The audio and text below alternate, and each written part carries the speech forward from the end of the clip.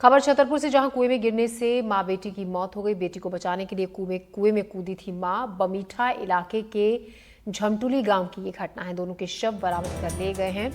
एक कुएं में गिरने से मां बेटी की मौत हो गई। बताया जा रहा है कि पहले बेटी कुएं में गिर गई थी, जिसको बचाने के लिए मां भी कुएं में कूद गई। बमीठा इलाके की ये घटना है। फिलहाल दोनों के शव, मां बेटी के शव कुएं से निकाल लिए गए हैं। छतरपुर के बमीठा इलाके की ये घटना है, जहां पर कुएं में गिरने से एक मां बेटी की मौत हो गई।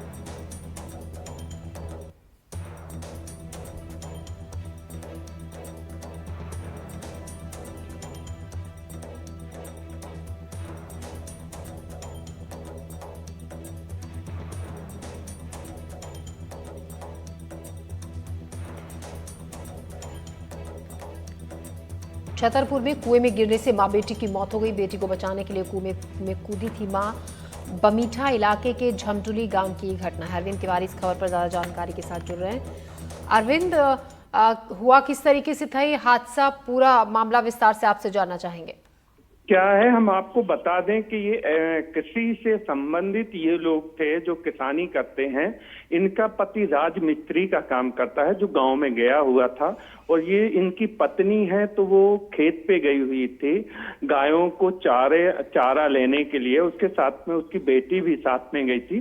तो बेटी को जैसे ही उसने कुएं के पास में जो मेड़ होती है उस पे बैठाया, तो किसी कारण से या ये बेटी जो है वो 9 से 10 महीने की बताई जा रही है, तो वो खिसकते हुए उस कुएं में जा गिरी।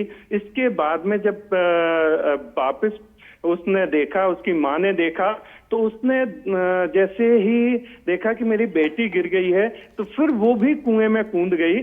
और किसी कारण से कुएं बहुत गहरा है और पानी, बारिश की वजह से कुएं में पानी बहुत ज्यादा होने की वजह से वो तैर नहीं पाई, निकल नहीं पाई। इस वजह से माँ और बेटी की मौत हो गई है। अभी आज सुबह है, रात में ही जब उसको पति को ये पता चला कि मेरी पत्नी अभी तक घर नहीं आई है, तो वो देर शाम तक वो खेत पे गया और खेत में देखा तो बेटी की जो बेटी की डेड बॉडी है वो पानी में ऊपर आ गई थी, उतरा रही थी। इस वजह से फिर उसने पता किया तो उसकी चप्पलें भी कुएं में उतरा रही थी, जो पत्नी थी। और फिर इसके बाद में उसने पुलिस थाना बमीठा में सूचना दी।